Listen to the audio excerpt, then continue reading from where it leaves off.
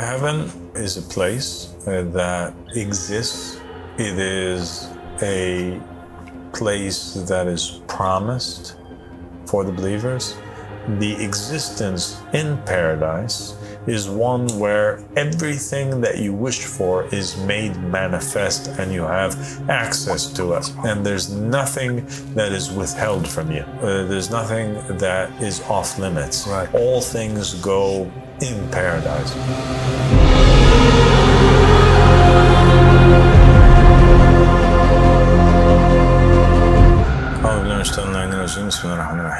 اللهم صل على محمد وعلى محمد. الإمام المهدي وسلم تسليما. السلام عليكم ورحمة الله وبركاته. My dear brother Eyad. وعليكم السلام ورحمة الله وبركاته. Al-Sadiq. Thank you for joining me. Thank you, Father. It's an honor to be with you. The honor is mine. God bless you. God bless you. So today we want to continue speaking a little bit about the soul. And we're going to mention various aspects of the soul, pieces of information. We'll try also throughout our conversation to respond to some of the questions that were posed to us via the comments that were left on the other video that we had about the mysteries of the soul, and other questions that were raised to us by some of the believers. So in terms of the soul itself considers the body to be a home for it, or considers the body to be an outfit or a shirt that it wears, something that it abides in for a certain amount of time and then it gets rid of it. And this parallel, that's drawn between the home of the soul and the body is something that we find mentioned in the sayings of Jesus, alayhi salam, and also something which comes up in the Holy Quran and in the words of Muhammad and the family of Muhammad, alayhi salam. For example, there's a verse in the Quran that says they destroy their homes with their hands and with the hands of the believers. Yeah. And this verse from the Holy Quran, when it was interpreted by Imam Ja'far Al-Sadiq alayhi salam, he said that the home is the home of the spirit, right? It's the body. So the home that's mentioned in this verse is the body. That's what's meant by it, of the soul.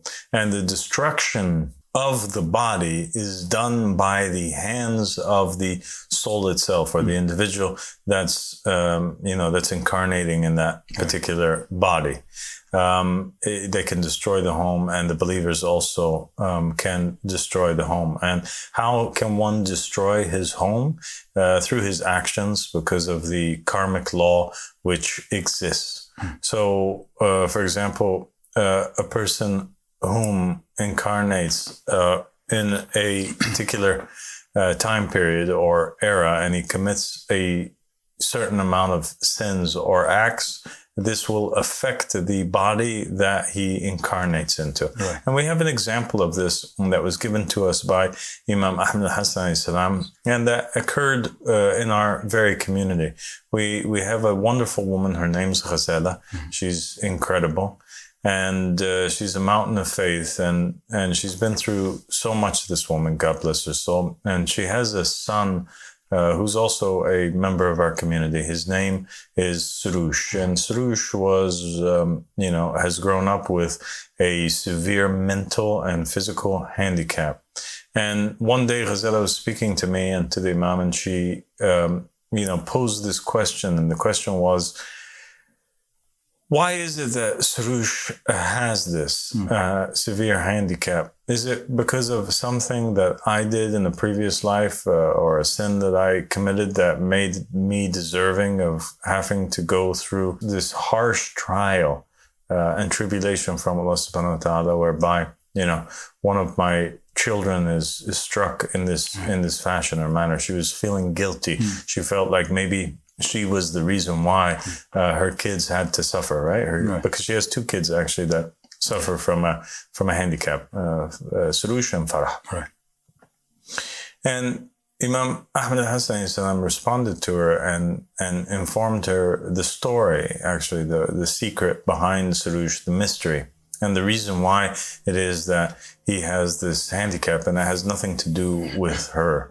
But rather, the Imam said that actually there abides within Surush a soul. And that soul was a prophet from the 124,000 prophets and messengers that were sent to mankind.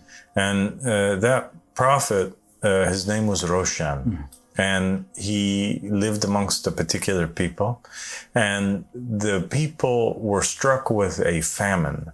And this famine caused the people to not have enough food, really, to feed the community. And they suffered greatly, and they worried, and sometimes they went days on end without eating. They were really starving to death. And they went back to their prophet, Roshan, and they asked him, what should they do? And they were pleading with him, and they were complaining, and they were begging him to pray to God to relieve them from this matter. And they would go back to him because everybody accepted his judgment. They would go back to him in regards to the splitting of the rationing of the food that they had that was available. Yeah. So one day, this prophet Roshan made a mistake, and it was a mistake that was too big for a prophet from the prophets to commit such a mistake. While rationing the food, splitting the food dividing it amongst the people, he decided that he would exempt from the rationing, from the dividing of the food, a particular individual who suffered from a severe mental and physical handicap. He thought to himself, maybe these people, it's better off for them to not live. Maybe these people are not in the right state of mind. Maybe it's better that we focus on saving those whom are in their right mind and have their full health. These people might die anyway, so we might as well focus on, taking care of and feeding the stronger and the more fit. And due to this great mistake, that Roshan had committed in discriminating against the person who suffers from such a handicap, Allah subhanahu wa ta'ala decided to erase his name from the list of the prophets and the messengers. And he actually caused this prophet to incarnate into many, many, many bodies after that, where he suffered from the same type of mental and physical handicap that the person or persons that he discriminated against had, in order that he may teach him a lesson, so that he may experience what it's like to be in that body, so that he may never do or repeat again the actions which he had committed, and so that he may also understand and not hold it against God, so that the soul, while in those bodies, that suffered from that severe mental and physical handicap, would have nothing else to say except the saying of Jonah alayhi salam when he was in the belly of the whale, when he said, I bear witness that there's no God but you, and verily I have been from the wrongdoers. Yeah. It's an incredible example of Al-Sadiq, of God's infinite justice that knows no exceptions, actually. And that the law of karma really is everlasting. Exactly. And the souls themselves, they are genderless. And the souls themselves do not have a form, as we mentioned in the previous episode, that resembles our human form. It's not like in the cartoons where, the soul is a ghost copy or a transparent copy of the body. In fact, if we were to be able to capture the soul on camera, or to see it with our own eyes, what we would see is a small ball of light. This was a moment where our cameras managed to actually capture this phenomenon. You can see a light that's moving at high speed, and it's crossing over the faces of the individuals that are standing over there. And it was a fascinating photo, and we took it and we asked Imam Ahmed Hassan salam about it. And the Imam salam, he confirmed, this was many years ago, and the Imam confirmed that this was a soul that was captured on camera, and it was on the way to one of the bodies of the believers who was with us and is still with us, but that was living in that particular area at that time.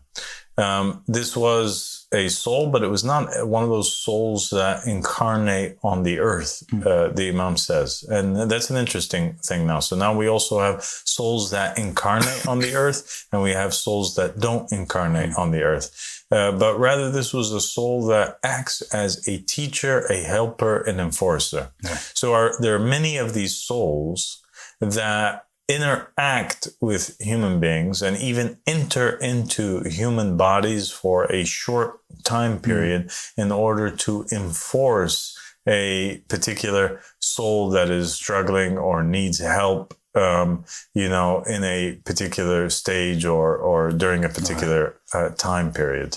They're teacher souls or enforcer souls. Anyway, we have souls also that are affected by the experience. Souls in general are affected by the experiences in which they have. And sometimes they're affected too much by the experience that they have in one particular incarnation. And you also have a lot of Buddhist teachings and Hindu teachings that basically state that a person can never break free from the cycle of incarnations, right? Of reincarnating into this physical realm until they detach themselves completely from the pleasures of this world, right? So that's the only way that you can reach nirvana or reach paradise or that. And that's why you'll find that it is the tradition of many Buddhist monks and Hindu gurus that they abstain from the world and they meditate in nature, or you'll find them wearing rags, or you'll find them, fasting from food or abstaining from sex or different things of this nature. It's all, to fulfill this idea that they have to abstain from the world in order that they can break free from this cycle of reincarnating on the earth. I understand. We have in Al-Haft al-Sharif an example of how a soul might get attached to something, and it might affect it into in a future incarnation.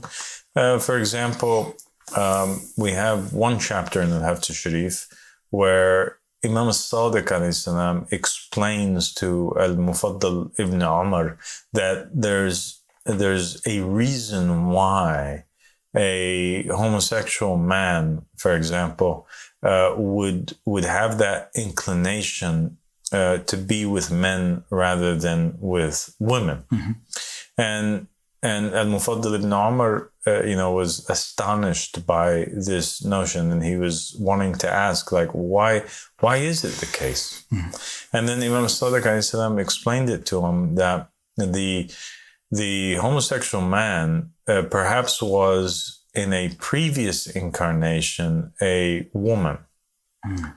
Right. And in the text, it actually says a promiscuous woman, who had many relations with many different men.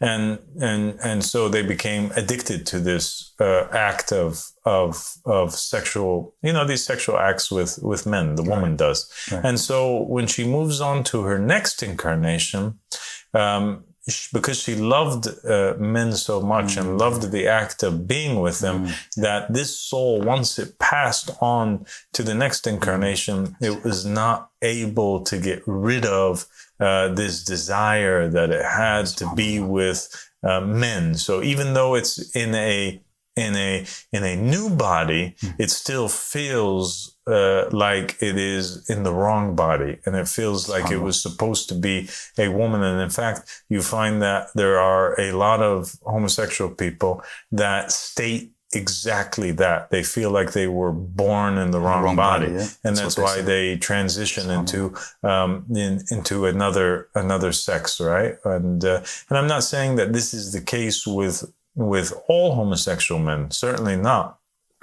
That all of them used to be women that were, promiscuous. But I'm saying that certainly some of them, it is the case. And I asked Imam Ahmad Hassan Salam actually about this particular, notion that is brought up in Al-Haftar Sharif, and the Imam Salam confirmed that it is true and it is possible that a soul which is genderless, can reincarnate once as a man and then another time as a woman, or as a woman, and then it can incarnate into a man. Yes. That's a fascinating It's incredible idea. It makes sense. An incredible idea. For the first time we hear why people actually say there's an explanation for why somebody is in the wrong body. That makes sense from a past reincarnation that affects actually the soul, that it wants to be in the new body. Yeah. Yeah. So there's two things to extract from that example. What you just mentioned, and also the notion that souls do get attached to particular pleasures in this world, and then they seek them out in a next incarnation.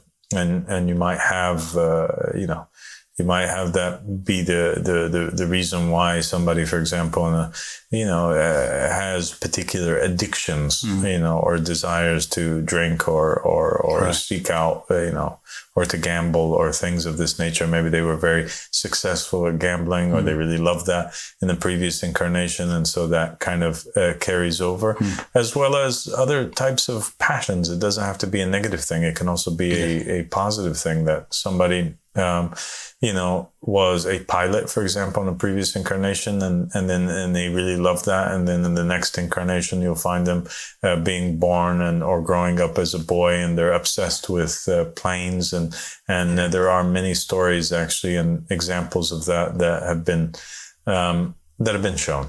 Makes sense. Like in television shows and in interviews where they've taken cases of particular children that have had memories from previous lifetimes, and you'll find that they're many times they are obsessed with or attached to certain aspects that were part of their previous life. Yes.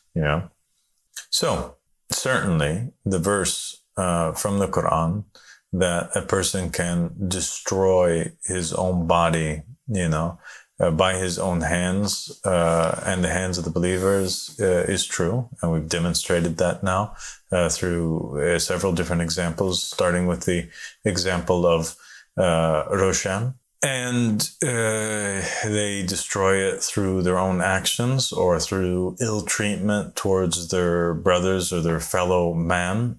And it also shows the great justice of Allah subhanahu wa ta'ala.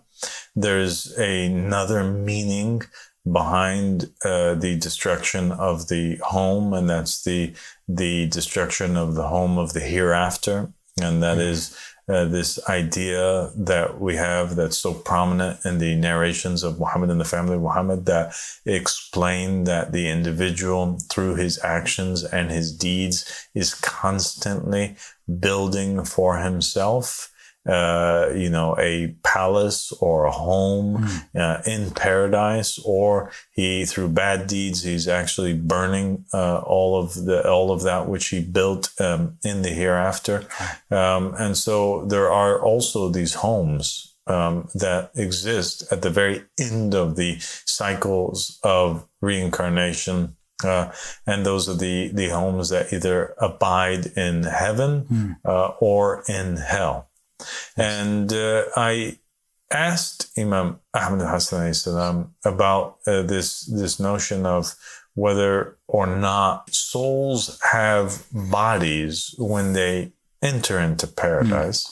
And the Imam said that they do have bodies, and the bodies are appropriate for that realm or that dimension in which heaven exists. So that's an interesting notion too, because now we have this idea that in the hereafter, the soul will enjoy a physical existence. The bodies that are in that realm might not be as thick as, or as solid as the bodies that we have here in this dense dimension, this earthly plane.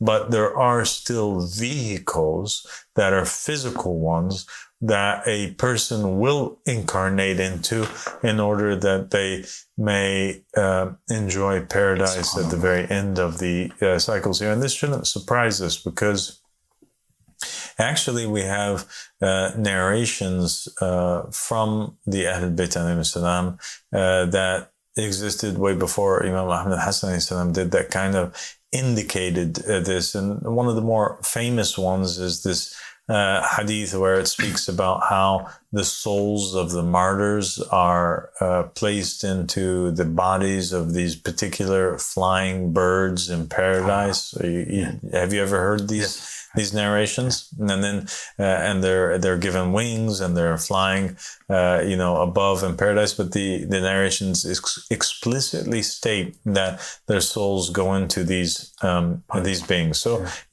what is birds? Is it like the physical earthly birds? For sure not, but there exists these other types of vehicles, bodies that are appropriate for the believers. And we do know that it's not meant by that the physical, it's not meant by the birds, the same types of birds that we have here.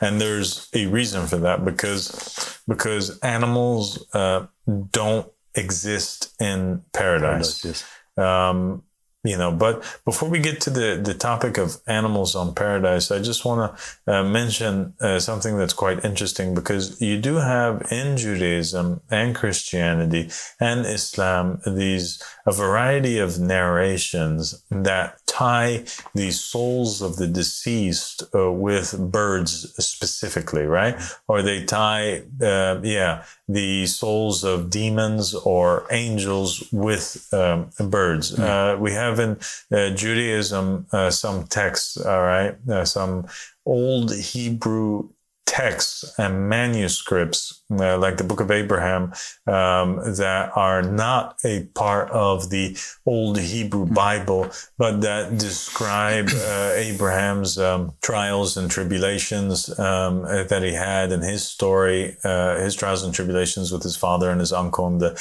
polytheist people at the time, and go into detail a little bit about his meetings with God, etc. And there is a scene in there where Iblis, or Satan, Lucifer, Azazel, appears to Abraham in the form of a black bird, right? And we also have Gabriel, or an angel, appearing as well to him as a bird, and him flying on the or levitating, raising up on the wings of a bird, right?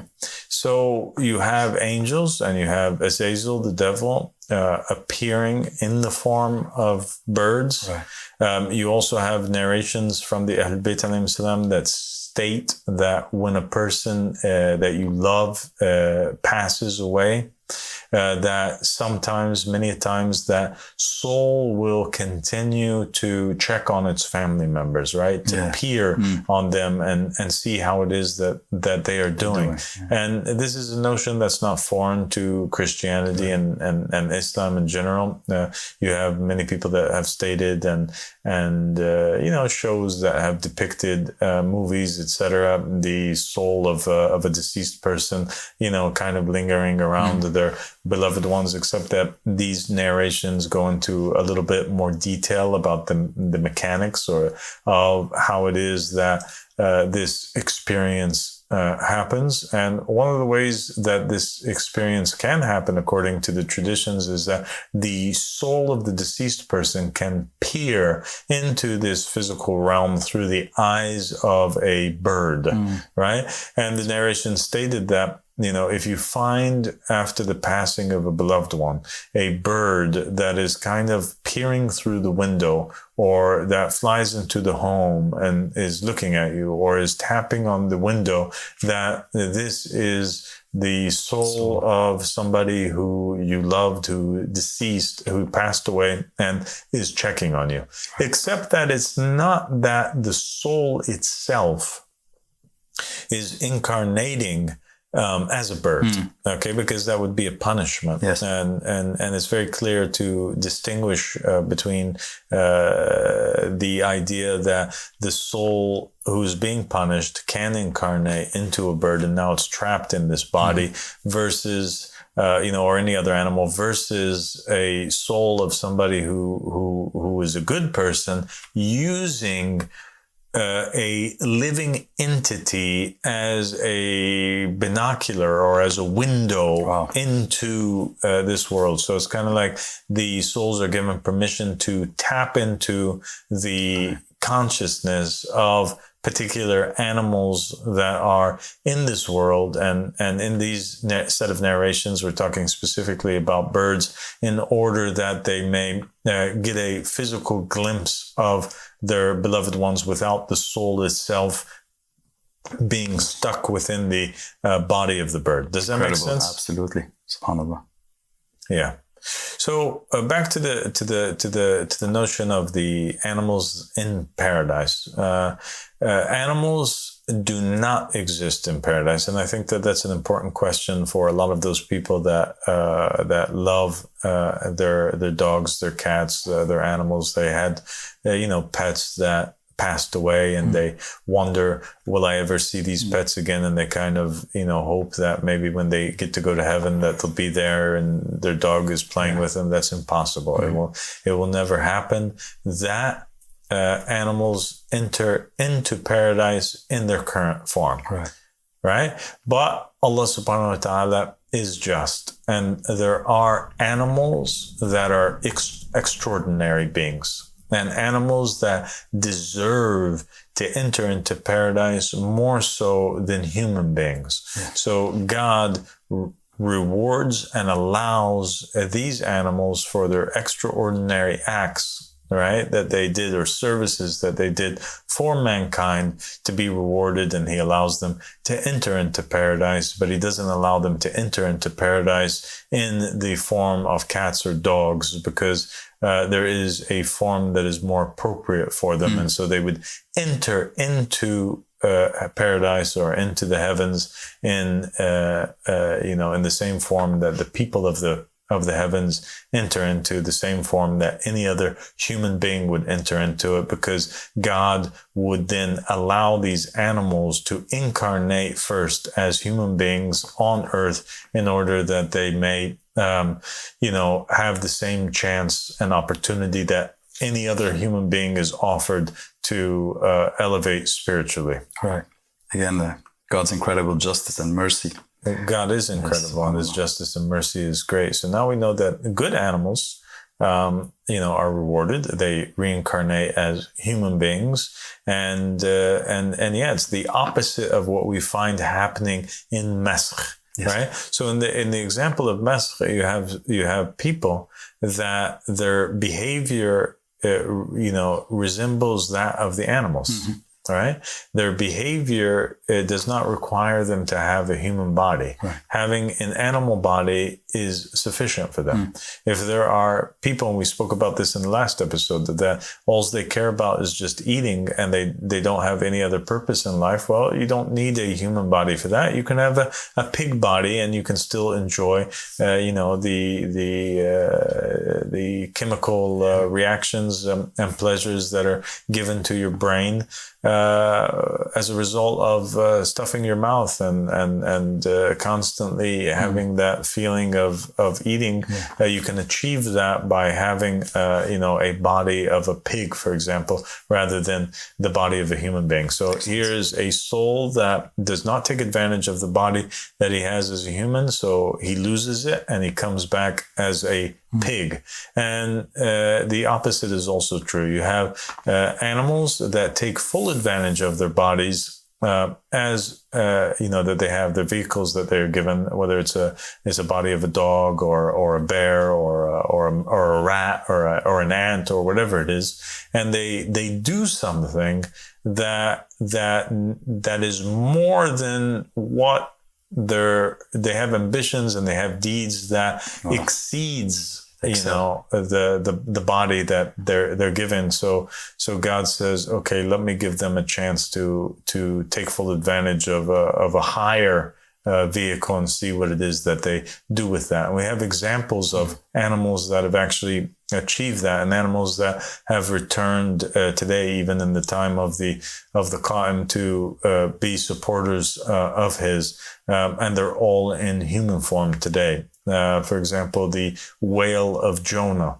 This was a whale that taught a prophet a great lesson, right? And that obeyed Allah subhanahu wa ta'ala. When Jonah the prophet disobeyed, the whale obeyed, right? So how is it that now God can be just and he returns Jonah out of the belly of the whale and doesn't give the whale itself an opportunity to become a human when he was the one that was obeying God while the prophet wasn't, right? So the whale of Jonah is an example. The elephant of Abraha, whose name was Mahmud, is also in present in this day and age in the form of a human. And this elephant was an elephant that the tyrant was riding, and he was leading it towards the destruction of the Kaaba, and he refused to move forward and to destroy the Kaaba.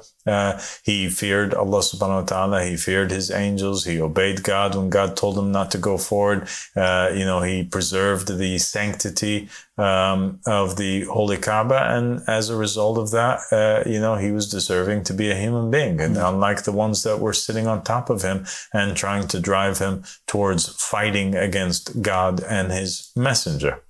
Another example is the ant of Solomon. The ant of Solomon is a beautiful little creature, that was more humble and more wise than the messenger of God in that particular moment, right? Which was Solomon, because the ant taught Solomon a great lesson when in a story. It's not in the Quran, but it's present in the hadiths and also in the Jewish narrations, where Sulaiman is riding on his carpet, and the wind is carrying him and his army, and then he has this encounter with the ant, where the ant teaches Solomon, that he should be humble rather than to be arrogant. And so the ant of Solomon came back also in human form and is present today on the earth. You have also the donkey of Balaam ibn Ba'ura. The donkey of Balaam, the son of Beor. He was riding the donkey, and he was seeking to go forward to place a curse on Moses and the Israelites, and they were God's chosen people. And the donkey and Balaam, they witness an angel in the road, and the donkey refuses to take Balaam forth, and Balaam beats the donkey until he actually beats the donkey to death. And so that donkey became a martyr for the truth. And because of that, that donkey, ended up returning in the human form. And there are also many other examples and narrations that speak about, and traditions that speak about, creatures that have done heroic acts. All these creatures, they end up getting a second chance, like the dog, the companion of the seven sleepers, the dog that was with them in the cave, this great animal that was mentioned in the Quran, while so many other humans who are not mentioned in the Quran had a chance to return as a human being. And he actually, is with the Qaim and his companions as a helper and as supporter. There was also a tyrannical police officer in the narrations that used to terrorize the believers at one point in time in history, and he had a son that he loved so much, and this wolf one day attacked and killed the son of this police officer. And because this wolf managed to bring sadness into the heart of a tyrant and treat him like he was treating all the believers, and taking away their sons and arresting them and killing them and abusing them and torturing them, for this heroic act, the wolf itself ends up entering into paradise. So it's a beautiful thing, and it's an amazing thing. Absolutely. And we have in Al-Hereafter Sharif too, we had an example where Imam Al-Sadiq was essentially teaching his companions that they shouldn't look down upon anything or think that they're better than any creature. Because perhaps that creature is in a human form and is better than them today. And in one instance, he's with his companions, and there was a person, a carpenter, who was working, and Imam Sadiq says that this individual, he used to be a rooster in one of his incarnations before, and now he's in a human form. And we have other narrations that speak about this fact that human beings are incapable of even considering themselves to be better than any living creature. And that if they do consider themselves to be better even than the animals, they're at great risk of being, punished by God. We have a trial that Moses went through in the famous hadith. He's standing he's standing, and it was right after he had gotten and received the Torah from God, and so he considers himself to be the most wise of all creatures and the best thing that God has ever created.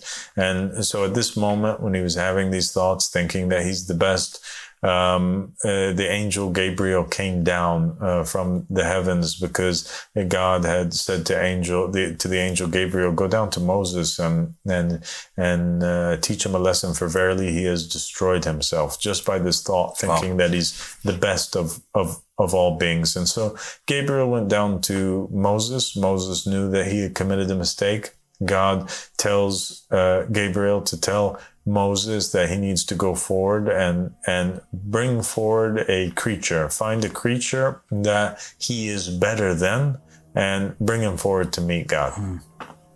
And so Moses now has this task that he has to wander around the world and find any living creature that he is better than and meet God. And so Moses goes forward, he looks at the people, he looks at his companions, and he gets scared, and he says, I'm afraid that I take any of these people from the Israelites, and that in the end, they end up being, or having qualities that are better than the qualities that I have, and thereby I'll earn the wrath of Allah subhanahu wa ta'ala.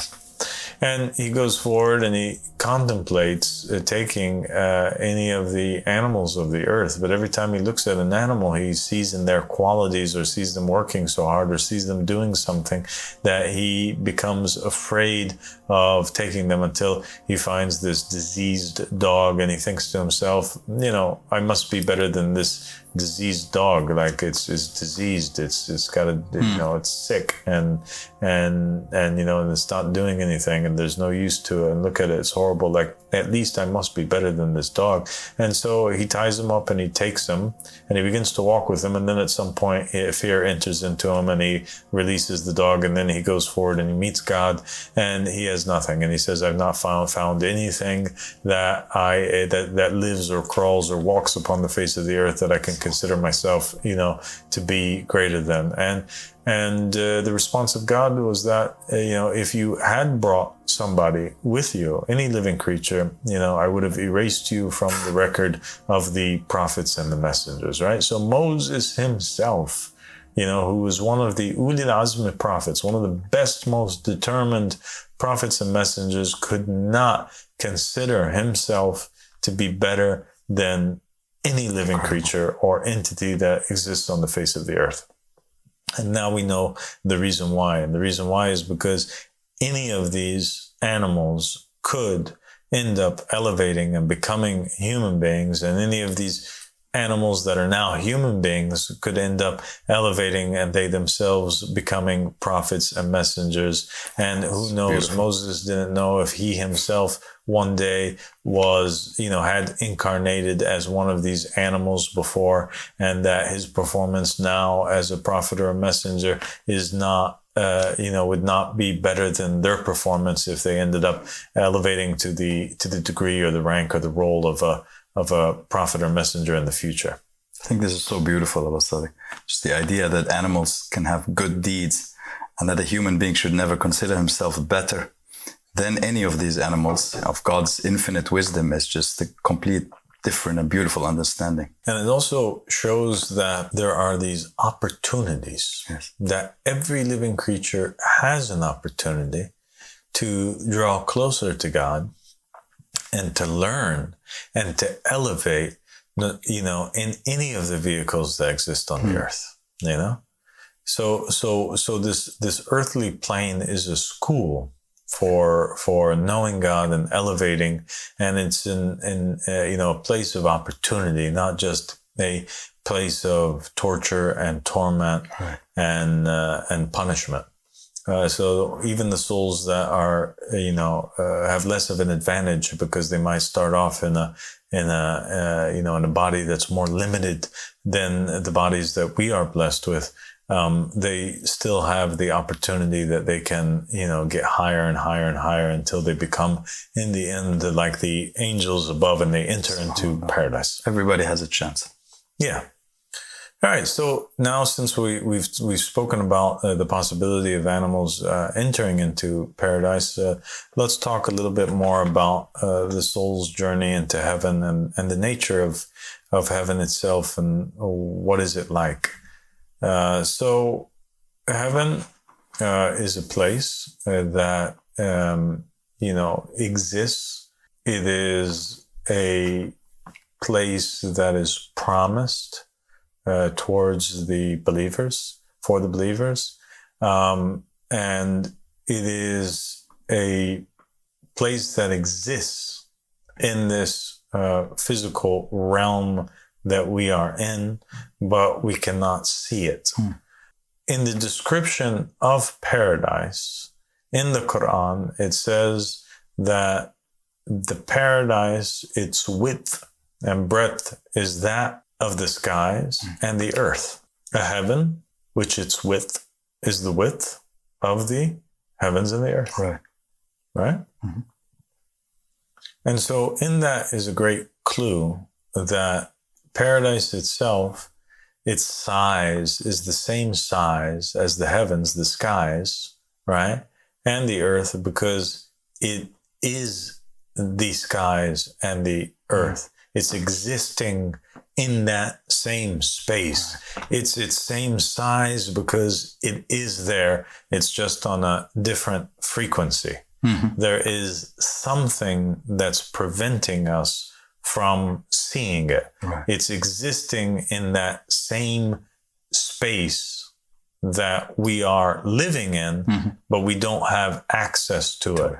In the same way that on a television, in a television set, you have this square box, right? You have this screen that you're looking at, this rectangle that's on the wall that's ahead of you. And you can access on the television screen a multitude of channels. Mm-hmm. You can turn on channel 1, but you can also turn on channel 2 with the click of a button. You could watch Disney. You can turn on National Geographic. You can turn on CNN. You can turn on the BBC. You can turn on Al Jazeera. Whatever channel it is that you want to watch, you can switch it, and that channel can manifest itself, or rather, your eyes now have access to that frequency, and it's being displayed in front of you, and now you see it. But where is it existing? It's existing in the same space as every other channel, yeah, right? Mm-hmm. So all these channels are existing in the same space. The same thing is taking place here in this physical universe. you have the physical universe, and on one channel or one frequency, you have this realm of paradise, right?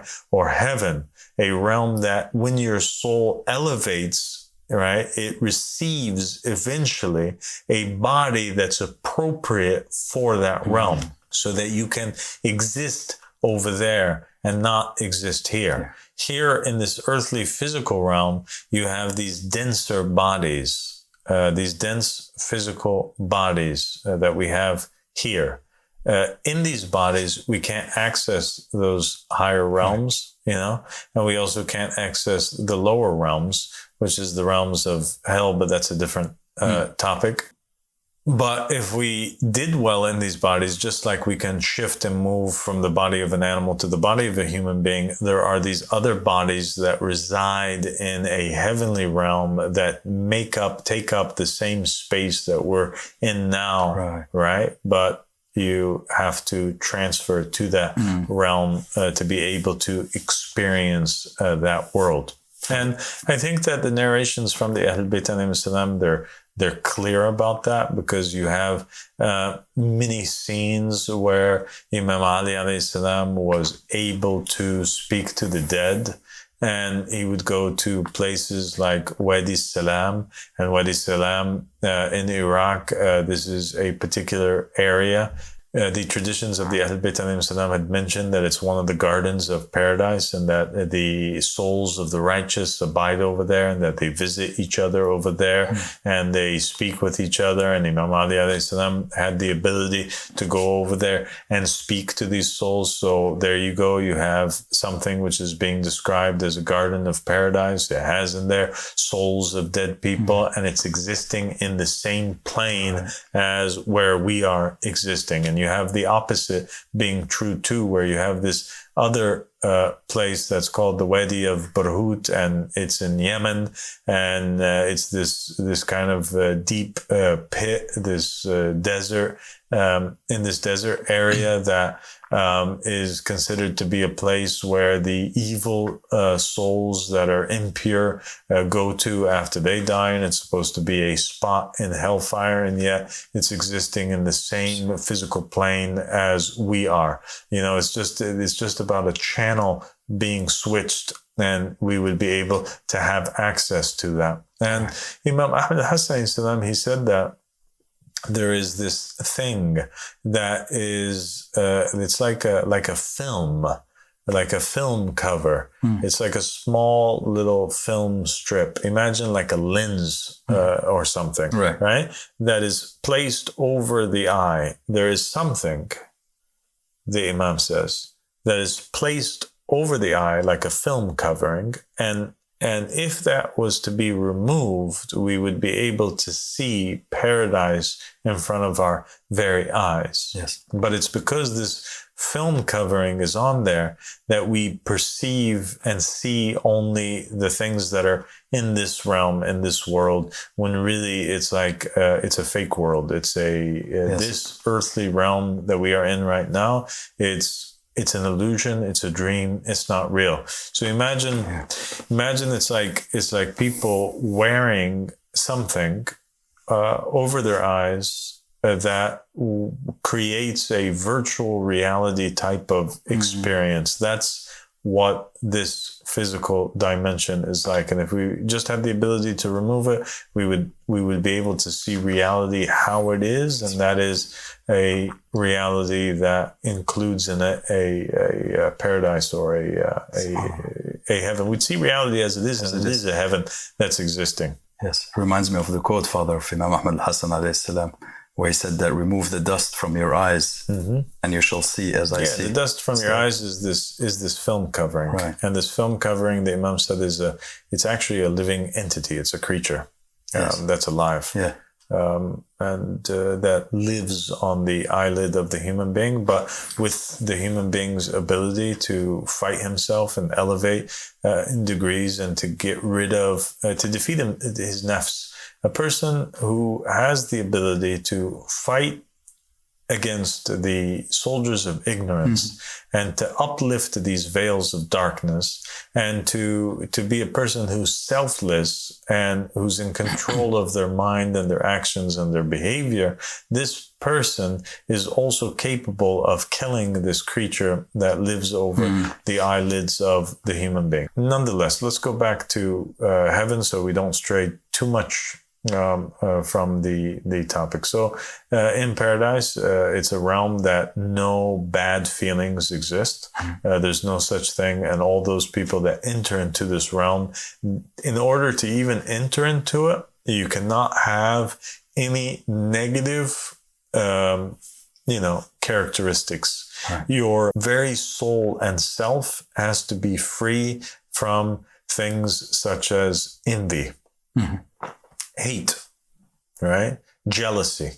All of these bad qualities and soldiers of ignorance, you have to overcome them and defeat them first before you're allowed to enter into that realm, because it is these particular characteristics and qualities that if they were allowed to enter into paradise, it would no longer be a paradise, but rather it would turn the realm of paradise into a living hell. Yes. And that's why when Iblis was in paradise, and then it became clear that he had this envy in him, the envy that was inside of him came out and manifested itself in his refusal to prostrate to Adam. The result of it was that he had to be banished and exiled from paradise, because this type of negativity cannot exist in a higher realm such as paradise. Yes. And all things are permissible. They're allowed in paradise, because the realm of paradise is one that a person is supposed to be happy in, and you cannot be happy if you have bad qualities, and you cannot be happy if there's anything that you desire that you cannot have. And so the rules in paradise are different than the rules that are here. In paradise, a person can do whatever it is that his heart desires, and the hearts that are in there would never desire evil. They would only desire stuff that is good, but it doesn't mean that they don't have desires to experience different types of pleasures. And that's why we have descriptions in the Holy Quran of paradise having in it rivers of honey and rivers of milk and rivers of wine, because this is a reward for the believers, and the believers do desire to have fun and to experience these things, and to have fruits, and to have meats, and to have tasty foods. And Imam Ahmad Hassan said that most people had desired these types of things when the Quran first came out. The only things that they would really desire would be tasty wines and foods and things of this nature, and also sex. And so that's why in the Quran, the description of paradise has these things. When we have verses that describe paradise, it's always promises of, bird meat and precious fruits and, and comfortable seatings and hurain, huris, women of paradise that are available for sex and immortal youth, etc. And sex does exist in paradise, because sex is something that human beings love very much, and they like that experience and that pleasure, and that's why it's there. But if the Quran was to come down today and we would describe what is in paradise, it would be, you might have verses that would say that in paradise there are also Ferraris, and there are also iMacs and iPhones and things like this. Why? Because it is those things that people desire today. So in short, the existence in paradise is one where everything that you wish for is made manifest and you have access to it. And there's nothing that is withheld from you. Yes. So if you are a lover of technology and you go to paradise, your paradise might be filled with all kinds of gadgets and things and different types of phones and computers, etc., that you dreamt that you could have in this physical world, but you never had the opportunity to. So over there, you would have the opportunity to. If you desired to live in a physical palace, right, like a beautiful house in the countryside or on a hill, you would have that house, and it would be a house that would exceed your wildest dreams and expectations. It would be better than anything that you would imagine, because maybe the house here would be made of wood or concrete, etc. But over there, it would be made of marble and gold and silver, and there would be all kinds of servants there to serve you and help you and all of this. So all of the wildest dreams come true. People might have dreams that, that they go around and they see the world. Well, in paradise, all those dreams would be fulfilled, and you would be able to go and experience all kinds of adventures. Any adventure that your mind can think of, you would have access to it over there in paradise. So it's a realm where all things are given to you, and everybody's paradise is different because their paradise is the making of their own mind. They get to manifest, right? A paradise that is pleasurable for them. And most people, most men want beautiful women. Most women want beautiful men, and these things exist in paradise. And that's exactly what the Hur'ain is. Hur'ain are these women that are the manifestation of the desires of the people of paradise that are there, that the people of paradise are able to have sexual relations with. That's their purpose. Right. And you have also these immortal youth, these men that are there also for the females, that they can have intercourse with them as well if they would like to, because these men are the manifestation of the desires of the women that enter into paradise. And and I had an amazing discussion, and it's all in the Call of the Wise, with Imam Ahmed al-Hassan about different possibilities in paradise. So I asked him, well, what if the men in paradise want to have sexual relations with the immortal youth, those boys, the men, that are made, that are the manifestation of the desires of the females? What if, in other words, what if it is the desire of somebody who's in paradise to have a homosexual relationship? Is homosexuality allowed in paradise? And the Imam said absolutely, and that the Hur'ain are not just for the men, that the women, if they desired the Hur'ain, they could also have them, and vice versa, the men, if they desired these young men, that are the equivalent of the Hur'ain, the immortal boys as they are called, or immortal youth as they are called, the Wildan Mukhalladun, if the men desired to be with them sexually, that would also be available to them. So basically, there's nothing that is off limits. Right. All things go in paradise. If you wanted to have a gigantic party, you could have a party. Wine and alcohol, we already spoke about, and it's already there in the Quran that there's rivers of wine. Drugs, any other drug or marijuana or anything like this, as funny as it may sound, anything that you desire will be made manifest for you.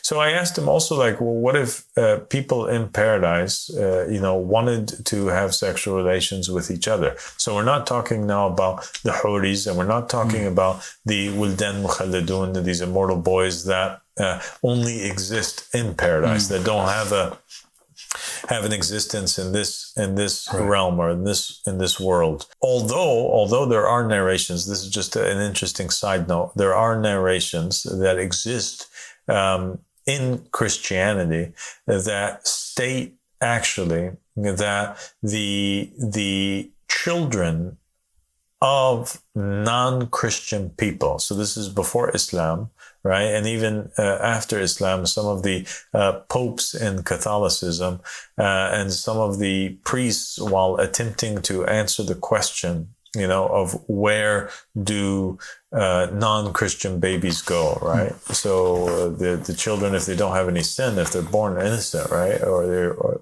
for Christians, nobody's born innocent. They're all carrying the sin of Adam. But for these children that didn't commit any other sin from their own selves, where would they go? And in some of the manuscripts, it's written that these children actually, they go to paradise, but they don't go to paradise, like everybody else goes to paradise to enjoy, but rather they go to paradise to serve. So they're in paradise, but they're in paradise as servants, right? Because they were non-Christian or had non-Christian parents. So essentially, the Wuldan Mukhalladun, or the Hura'in that exist in paradise, could be containers, according to Christianity, of the souls of children or youth that died before the age of being able to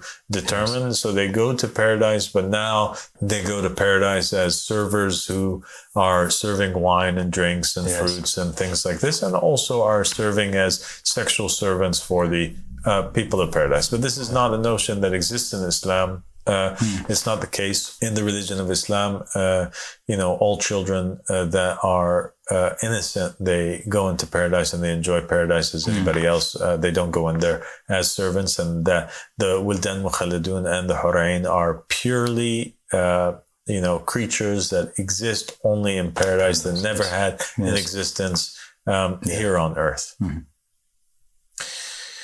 So back to the question of, what if people wanted to have sex with each other, like inhabitants of paradise that incarnated on earth? What if they wanted to have sex with each other, and do people in paradise have an existence with their soulmate?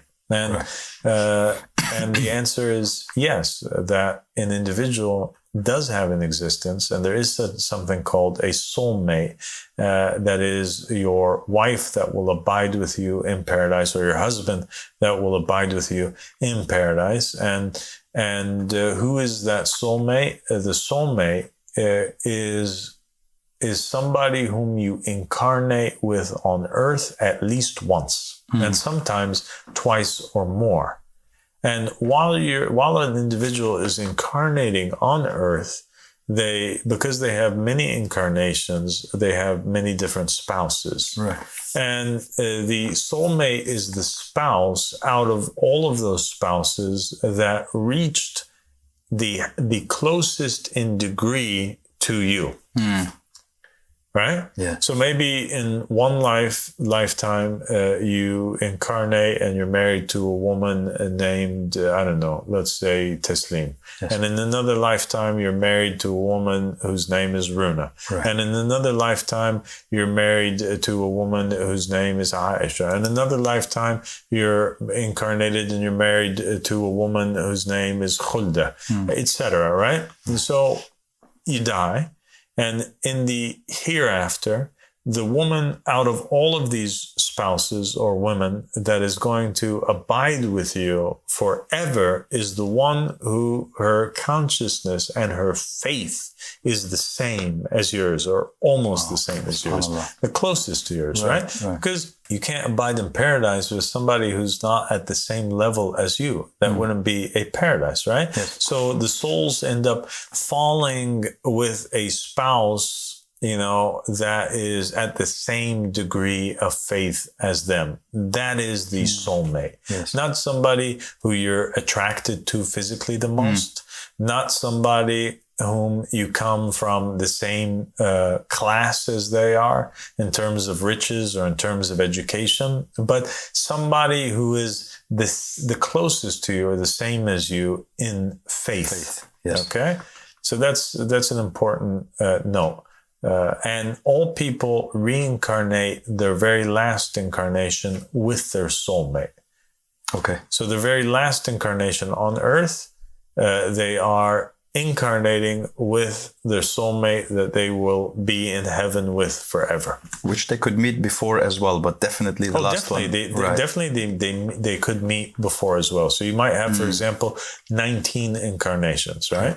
And during those 19 incarnations, let's say you had 17 wives or 16 wives, right? So you had 16 different wives. You had one incarnation that didn't have a wife, and maybe a couple incarnations, 1 or 2 incarnations where you're married to somebody that you were already married to in another incarnation, right? So your last or final incarnation, you would be married to the one who was the closest to you in faith out of those previous 16, women that you were married to. Understand. You understand? Yes.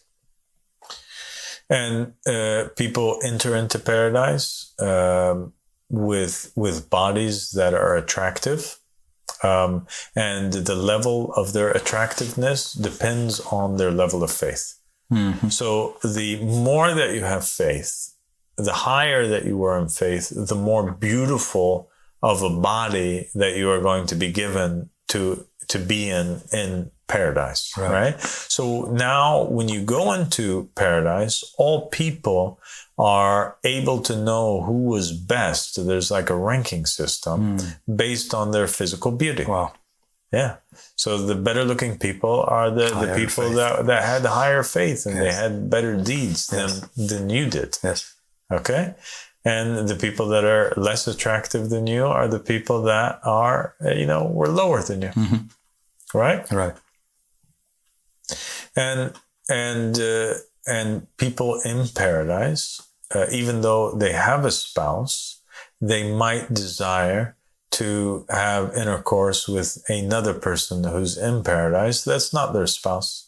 Just like that feeling exists on earth for a lot of people, that live in polygamous marriages, or people that don't, that they live in monogamous marriages, but they still feel feelings of attraction or wish that they could be with somebody else, or feel attraction, feelings of attraction towards somebody else that's not their husband or their wife. In paradise, there's no restrictions that would keep the individual from not crossing that boundary, because there's no halal and haram in paradise. In paradise, everything's halal. Yes. Okay? So an individual in paradise could sleep with his neighbor's wife, for example, or could have a sexual relation with another inhabitant in paradise if they both desire that or will that.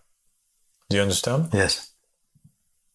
And it wouldn't be a problem over there, because there is no such thing as jealousy or envy that would exist over there. And the existence itself, I know it's a weird thought, and some people might cringe or feel, very bad feelings at this notion or this idea. But it's like Ahmed Hassan said, he said, son, don't try to think of that world and that existence with your human mind. When you're over there in that world, in that realm, you'll have a different type of mentality. So, so it's, something that you might not like over here, you would definitely not be opposed to over there, because it's a different realm, and everybody that's in there is pure, and there's no such thing as envy or hatred, or it's a different existence. There is, though, that structure that we spoke about, this ranking structure, this hierarchy where the most beautiful of people exist at the highest levels, and and then it goes down based on beauty, and the people that are the most beautiful, because they were the most faithful, they have slightly more rights over the rest. Yes. So, for example, if you're in paradise and you are at a high rank, anybody who is below you, you could have intercourse with them if you wanted to, or have a relationship with them if you wanted to, and none of them would object, because that's just how it is in paradise. If you see something that's more beautiful, your heart won't be able to resist, right? So everybody that's below a believer of a certain degree would automatically want to be with somebody who's of a higher degree. And so anybody who's at a higher degree would be able to have relations with anybody that's a lower degree. But what if somebody that's at a lower degree desired somebody who's at a higher degree? They would not be able to have access or have that person of a higher degree unless that person of the higher degree desired them or wanted so it only goes downwards, not upwards. It goes downwards, but sometimes it can go upwards. You can desire, and it's possible that somebody desires somebody that's higher, and then that person that's higher ends up being with them. Right. But they have to. But the person that's higher, it's in their hands to bestow this upon them or not, because they were more faithful. Right. But even in that realm, if a person got turned away or didn't want, like the feelings of disappointment, it just doesn't exist in that realm. Makes sense. So there's no disappointment, there's no sadness, and they would be given somebody else, or they would see somebody else would come and want them, or there'd be these hurains that are specifically for paradise that would manifest themselves, and so that situation would not result in a disappointment or a sadness. It's incredible, isn't it? It is absolutely incredible. And it makes so much sense. It really does. Yes. And, some people have asked, like, okay, do souls in paradise, do they remember their earthly experiences? Do they know one another? When I go to paradise, will I recognize my beloved family members from earth? And the thing about it is that the answer is no. And the reason why is because we don't remember any of our experiences or incarnations on earth. Yes. We don't remember those because life on earth is filled with disappointment and with horrors and tragedies and tribulations and bad memories. And if we retained those memories in paradise, we would not be able to be happy. Right. And so in order to be happy, we have to forget those experiences that were on earth. And it could be something even as simple as like, needing to forget somebody who you cared about that's no longer now with you and is not qualified to enter into the realms of heaven. Yes. Somebody who you loved, who was your friend, but, is not there now, and you need to forget about them. Right. Right, or a spouse that you loved very much. Maybe they didn't end up being your soulmate, but you need to forget about them. So these people that enter into paradise, their memories are wiped clean, and all they know is their current reality that they're living in paradise. Yes, and people will recognize people that they lived with on earth, but not recognize them. How is that the case? Basically, if you had a brother or a father that you loved very much, or a friend, let's say me and you, we're good friends, we go to paradise, we meet in paradise, it would be as if we're meeting for the very first time. I would not have memories, nor would you, of our existence here on earth as Abdullah, Hashem, and Eyad El-Khouly. We wouldn't remember each other by our physical names or by our physical appearance or by our shared mutual experiences that we had here. But our hearts would retain the love that we had for one another here. Wow. So when we see each other in paradise, we would just feel that automatic closeness towards one another. And it would be as if we had always known one another. You ever meet somebody in this physical life and you think to yourself, wow, we click so well. It's like as if I've been friends with this guy forever. That usually is a soul that you had a previous life with. Yes. Right? Another incarnation before this one, where you guys were really good friends. So then you incarnate again, and you recognize that there's this sense of, familiarness that is there. So that's the case in paradise. People would know who Imam al-Hussein alayhi salam, for example, was, but they wouldn't know anything about or remember the tragedy of Karbala. Okay? Alhamdulillah. Yeah, they would know also the relations of the people towards one another from the soul family tree. So we know that human beings, they have here, and we've spoken about it before on one of the episodes, but we'll repeat it again briefly here. Just like you have in every one of those incarnations that you incarnate into, you have a mother and a father, and you have siblings, brothers and sisters, and you have sons and daughters, right? Perhaps, and you have a spouse. You also, the soul itself has in the soul world, before it came into this world, it had a parent. Right. And the parent had a spouse, and the soul had, many times has offspring, right? And the soul also might have siblings, and it might have uncles and aunts, and it definitely has grandparents. There's a family tree, which is the ultimate family. It's the real family. It's the family of the souls before they came into the bodies, incarnating as human beings, and it's the family structure that you go back to when you enter into paradise, right? So there's this idea that there are these two trees. There's a tree in the Quran, which is the righteous tree, and that's the tree of Muhammad and the family of Muhammad. And branching out of Muhammad and the family of Muhammad are the prophets and the messengers. And then you have the evil tree, and that's the tree of Pharaoh and Nimrod and Cain and Abu Bakr and Umar and all of the unrighteous disbelievers. Now, these two trees, they start off in the soul world, and then they come and they incarnate into this physical world, and the two trees intermingle. The roots intermingle, the branches intermingle.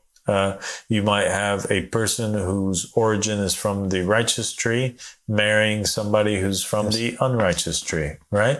But then in the end, when it's all said and done, and they return, to Allah subhanahu wa ta'ala, and they're judged, the righteous tree grows and is placed in paradise, along with all of its stems and roots and branches and leaves and fruits.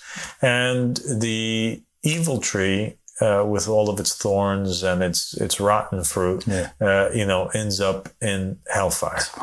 Okay? Yeah. So now when that tree goes into, and all the inhabitants and the souls that come and branch out of that tree enter into paradise, they are related to one another according to the soul tree, and not according to families that incarnated with on earth. Do you understand? Yes. And we presented in the book, The Goal of the Wise, a graphic that showed some of the family relations in the soul world that exist. We have the Prophet Muhammad sallallahu alaihi wasallam being the son of Fatima Zahra alayhi salam in the soul world. Hence, the Prophet Muhammad, when he said the words, Fatima is the mother of her father, Fatima Umma Abiha.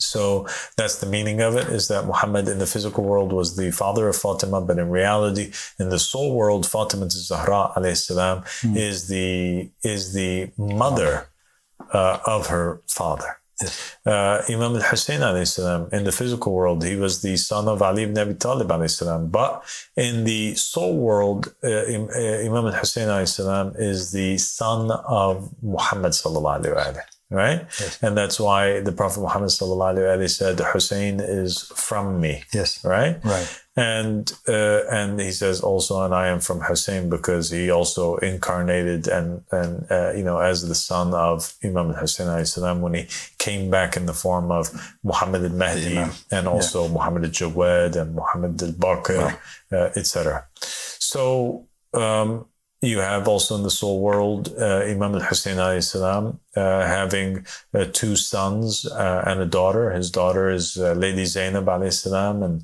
one of his sons is Yusuf, and one of his sons is Musa. Yes. All right.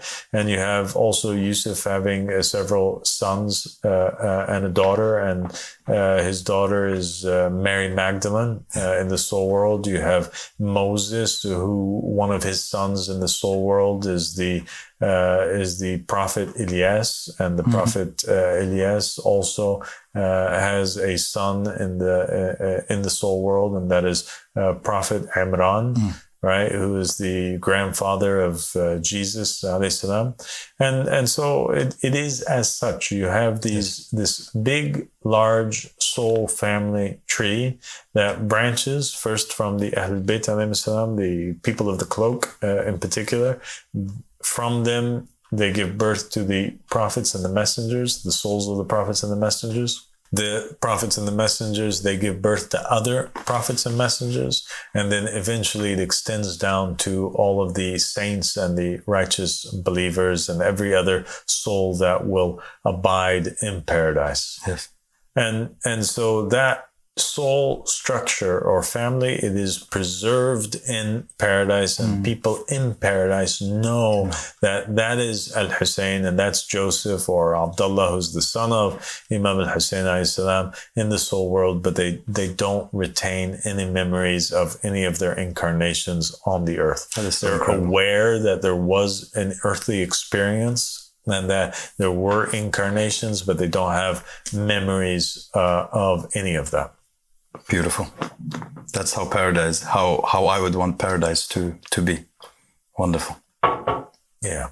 So, we'll stop there then, Eyad, and inshallah we'll continue in a future episode. If people like it, it depends on them if they're interested in this topic or not.